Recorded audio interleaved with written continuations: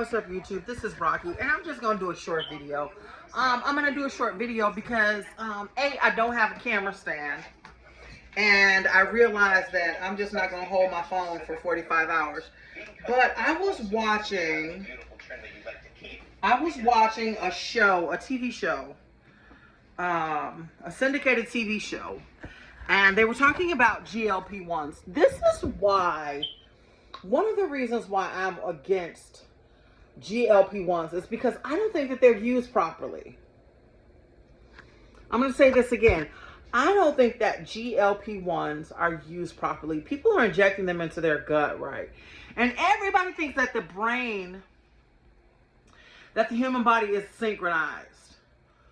But if you look behind the theory of a lot of anatomy and physiology and metaphysical theories, we all have centers in our body that connect, that make our body function at its optimal level. GLP-1s are naturally produced in the mind. They're not produced in your gut.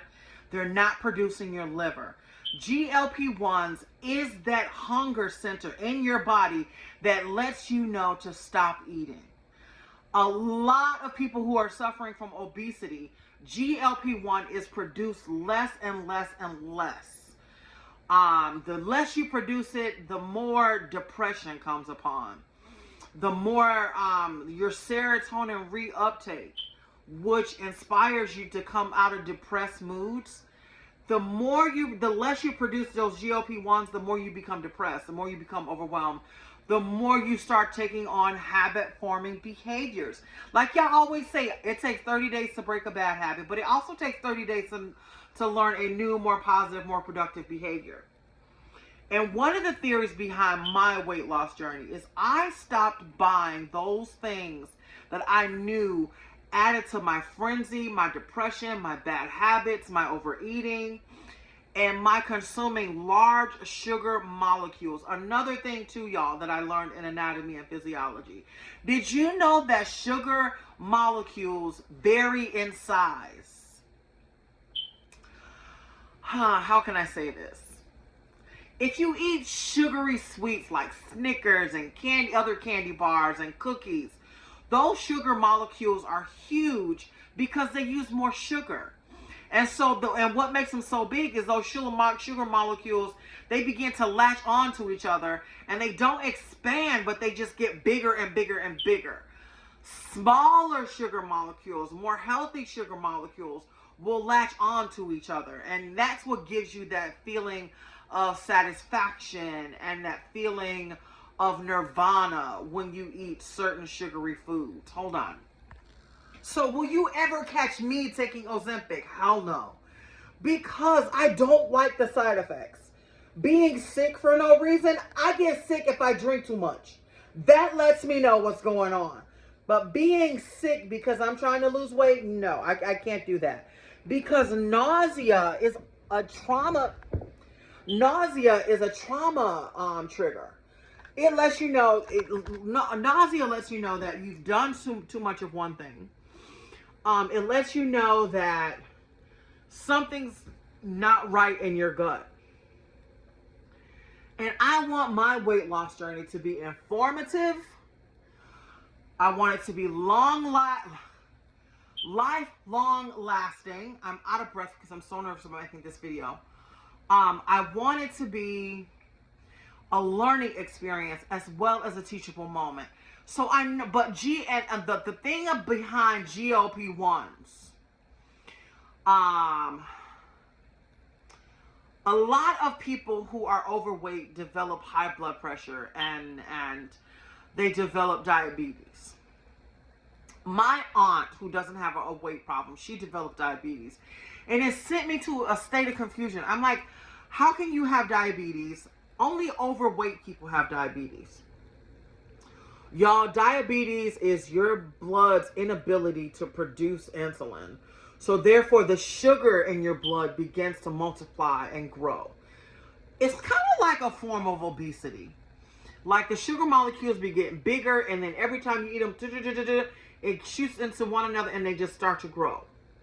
But just think of if it doesn't have fat to latch onto, what is it going to latch onto? It's going to latch onto your vital organs, your liver, your kidneys. It's going to do whatever it can to find the sugar that it needs in order to grow. Because my aunt, she didn't consume a lot of sugar. It just wasn't her thing. And she never, ever had a weight problem in her life. But what she did have a problem with is, sugar is sugar is naturally found in the body, y'all. We produce our own glucose. We produce our own insulin. But when your body fails to do one of the other efficiently, then, that's where medicine steps in. And one of the things that GLP-1 does, if you use it for the reason that you're supposed to use it, for high blood pressure and insulin, I do not think that GLP-1 should be for obese people. It just should not be. I don't think that GLP-1 should be for healthy people. GLP-1 serves a function when it's used right to help insulin production and to help, regulate your blood pressure, because usually people who suffer from diabetes have that high blood pressure factor as well. So therefore, I was never ever going to use Ozempic, to be honest with you, because I did not suffer from diabetes, nor did I suffer from blood pressure. I was just overweight. I still am, and I'm still working towards my goals, but I'm doing it by eating right. I'm doing it by taking supplements that my body lacks. My body lacks the ability to produce magnesium, and that is because me being overweight and me not eating those fruits and vegetables and grains and legumes and leafy vegetables like mustard greens, collard greens, kale, spinach. I don't eat it on the regular, and one of the sad things is when I do eat it, I have a manic response to it. I love it. It ignites a passion within me. What I need to do is incorporate it into my diet so that there is a nice flow to it, so that the iron and the magnesium and oh my God, amino acids are good for the goal. I know a lot of people love putting it on their skin, but have you ever used certain skincare and found that your body had an emotional response to it? Those amino acids are good for the gut. They feed the brain. And that's a lot of things. That's so much that we don't understand about what we eat, our skincare, what we do every day, what we do on a daily. And I'm working to find that balance. When I was taking anatomy and kinesiology classes in my undergraduate education, I was intrigued by it. Why didn't I major in it? Because I didn't want to become a gym teacher. And that is because of those social stereotypes. I'm being honest, people. I'm not trying to hide anything. I'm not trying to sugarcoat anything.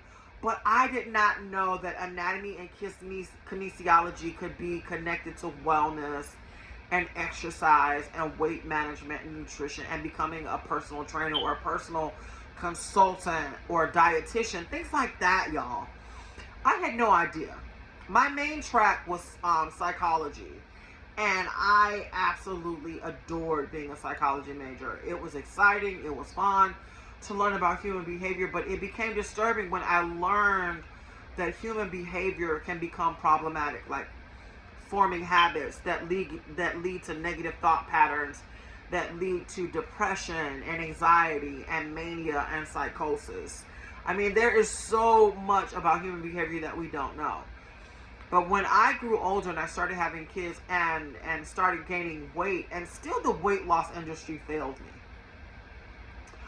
But one of the things that I kept tethered to in the midst of my depression, in the midst of my psychosis, was that eating right and exercise will work if you do it consistently. My problem was I could not do it consistently because, for psychological reasons as well as behavioral reasons. I would eat organic vegetables, but I don't know, for some reason it wasn't real to me, and it still isn't real to me, y'all. I have to remind myself every day that Whole Foods is out there. I have to remind myself that whole, organic, clean foods and skincare and detergents and cleaning supplies and even clothing is an option. And the reason why I have to remind myself is that it's not that easy to find. It's not that plentiful in supply.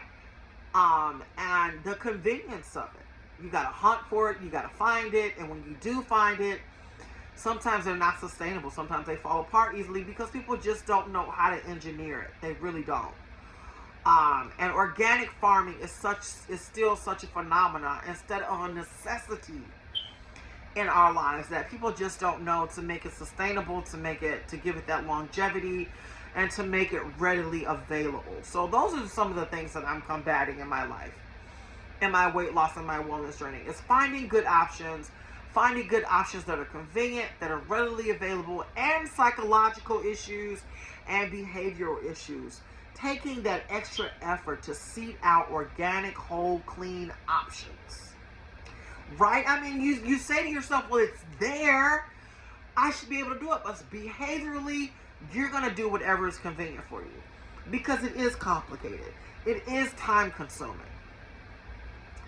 And it is worth your time once you invest it. It is. But the sad thing comes along is when some farmers give up on it. When some of your products are outsourced because they're not, because for a lot of people, it's all about that money. It's all about that holy dollar.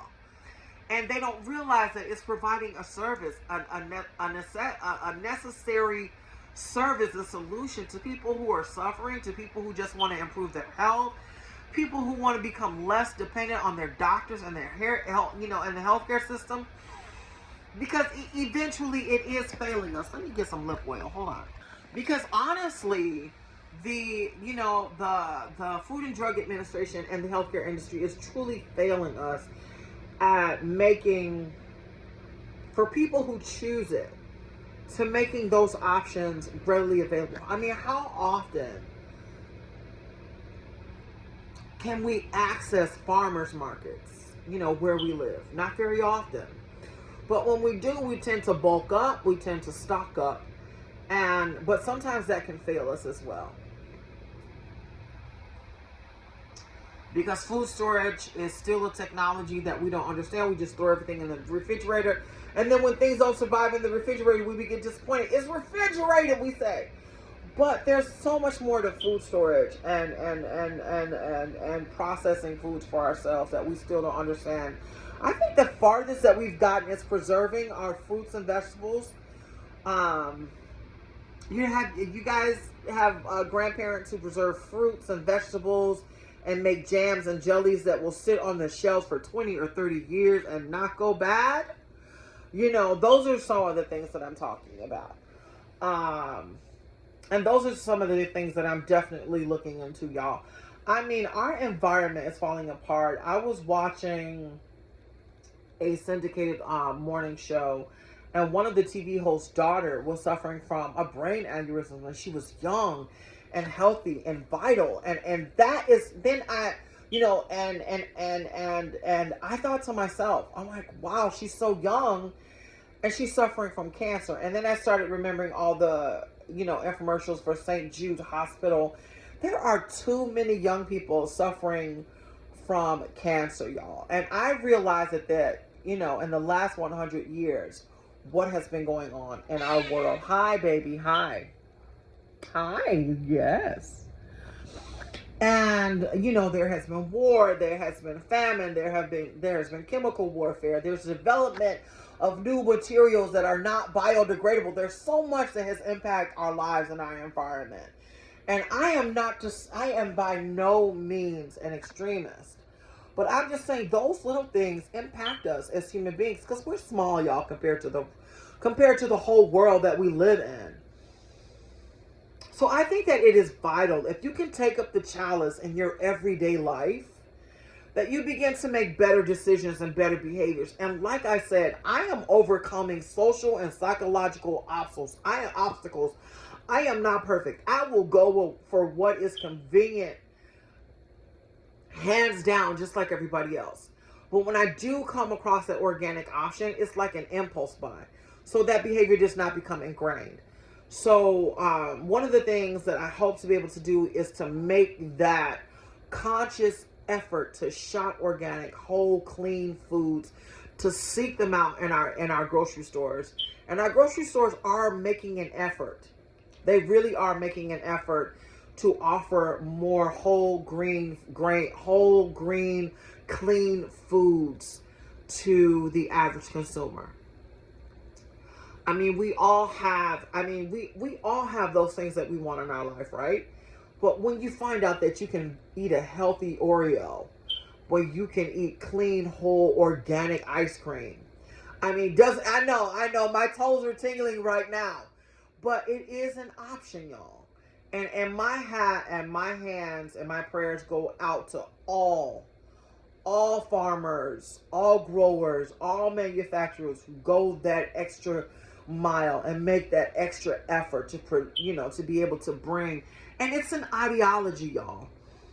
When I started eating organic and I started eating clean, my first go-to was YouTube. I sought out, I typed in organic farming, organic materials, and it is a conscious effort by a lot of people that have had to overcome diseases like diabetes and high blood pressure, and were forced to lose weight because their lives were dependent. And I mean, I'm talking about when Ozempic was not an option. Those people who put in the work and the time and the effort and the blood and the sweat and the tears to make it known that there were healthier options out there. And I listened to it all, y'all. I listened to it. I prayed for it. I've wept because I didn't want to die young. My mother died at 52 years old of hypertension and heart disease. So that means, yes, I am prone to it, baby. I'm prone to it, and I don't want to fall victim to it.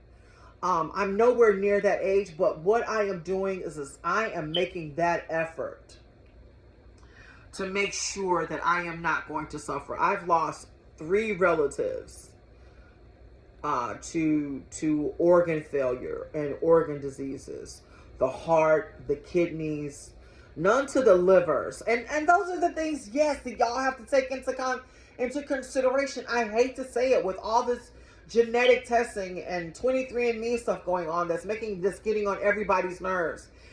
But take it seriously. I mean, because a lot of people are just trying to make money.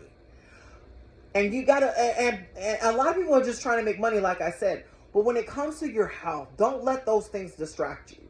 Because it is important for you to know what you are going through, what you are experiencing in life, and make your visits to the doctor count. Don't just go in for no reason. Tell your doctor tell your doctors your concerns, and some of them listen, some of them don't, and sometimes it's a crapshoot. But one of the things that my family did that annoyed the shit out of our insurance provider is that we went from doctor to doctor to doctor until we found that one doctor. Her name is Amelia Patel. She was associated with Blue Cross. I'm sure she's living her life, and hopefully her kids took up the chalice and her, in her name. But she took my mother and my father and me and my brother in, and she all gave us comprehensive rundowns of what we were going through and what it meant and how it impacted our lives. And we were, like I said, we went from doctor to doctor until we found that one doctor that talked to us wholly, heartfeltly, honestly, no sugar, no roses, and this is what you got to do, this is what you better do. If you don't, this is what's going to happen. Because she had seen it before, she was involved in the research, and those things are just important. But I'm going to leave y'all. Like I said, I just wanted this to be a short video because I wanted to, I was on the fence about GLP-1's, and I felt kind of a little bullied socially because I am dealing with a weight loss struggle, a weight loss and wellness journey, and I am, struggling with being overweight, and I felt a little bullied to take GLP-1's. But when I kept hearing about the side effects, for some people are willing to go through it, y'all, but I am not, because I deal with depression, I deal with anxiety. And I know what it is I can withstand and what I can't. And for me, there's got to be a healthier option out there that lets me know not to hurt myself, not to injure myself, and not to compromise my psyche any more than it already is by me eating myself. And I am not the type of person that says, no, I'm not the type of person that's going to say, oh, I went through this, I went through that. I ate myself to being overweight. And I want to know why. I don't want to do it again. And I want to adopt behaviors and habits to ensure, and that is through informing myself during the research, committing myself to consistently eating healthy, clean, good foods. I mean, a lot of people are thinking, well, aren't you going to miss certain things? There are healthier options out there everywhere for everything that I love. Pizza, ice cream, cookies, potato chips, candy bars. Are you kidding me? There is no reason to fail. And I'm talking about not compromising taste, not compromising the experience. And what is most important is I am learning that there are certain things that even if you use non-organic items, if you prepare them from scratch, you're still cutting a third of the additives and preservatives out of your diet. So, I mean, a lot of people are on the fence about additives and preservatives as well. Additives and preservatives are not bad per se. But if you find yourself in a compromised situation, like being overweight, because you've been eating foods your whole life with additives and preservatives, or you've been consuming certain foods to a certain point, your body might not be able to metabolize what is preserving certain foods and fruits and vegetables and things like that. That's what I'm saying. Preservatives are not bad. It's just that when you're losing weight, you want the cleanest options you can get. You want the cleanest, most powerful, most effective options you can get that will not interfere with you metabolizing what you eat. That will not interfere with you absorbing those essential molecules, amino acids, proteins, sugars, and sugar's not a bad thing either. Like I said, there are certain sugar molecules that are bigger than other sugar molecules, and that is what causes the weight gain. Yeah, and this is just what I've learned, y'all, in the last month and a half. Basically, since me starting my YouTube channel. I started my YouTube channel about a year ago. And I really didn't know where I wanted to go with it. But I kept seeing my YouTube videos, and I kept seeing that I was just really, really overweight. I was like, this is not the image that I want to present to people. This is not what I want anybody to see of me, while I am uploading content to the internet. I want them to see somebody who's strong. I want them to see somebody who's confident. I want to present, hold on, I'm trying to fix my lighting source. Okay, it's not going to work. But I want people to see, somebody who's making healthy choices. I want them to see somebody who knows, somebody who's working on their life, who has their life together, not somebody who's suffering. And that is not to say that I'm downing myself or anything. It's to say that I was unhappy with what I was seeing. So will I continue to do my goofy shorts? Of course. Will I continue to have fun with my hair growth journey? Of course. But I just could not ignore the elephant in the room. I could not do it. So I hope you guys find this, this video informative. And I just, like I said, sometimes I just, get impulsive when I create videos. Because a lot of people do take GLP-1's, and GLP-1's are good. But for those people who need it for those reasons. And weight loss as far as GLP-1's, that's just a side effect. If somebody does not have a weight problem, it's not going to trigger weight loss. It's not. That's the trigger that kind of messes with me a little bit. It does. Because although you're regulating your blood pressure and your sugar levels, you're also affecting something else in your brain that does something else. Because like I said, my aunt is on Ozempic and she doesn't have a weight loss issue. But you know, people who are on a weight loss journey, I think they're giving themselves like shots, you know, maybe once every 15 days, whereas my aunt has to take hers like once a month. That's the issue. Yeah, that's the issue. So do your research, y'all. And I just wanted to let you all in on this video. I just had to bring something to, you know, to people's attention who are really concerned. It takes 30 days to break a bad habit, but it also takes 30 days to learn a new, more positive, more productive behavior. I've learned it. I had to do it. Now I'm living better. I'm eating better. My body is stronger. And I'm still on my weight loss and wellness journey. But I'm achieving success and making my body stronger, more efficient, you know, without, you know, compromising my lifestyle. Peace.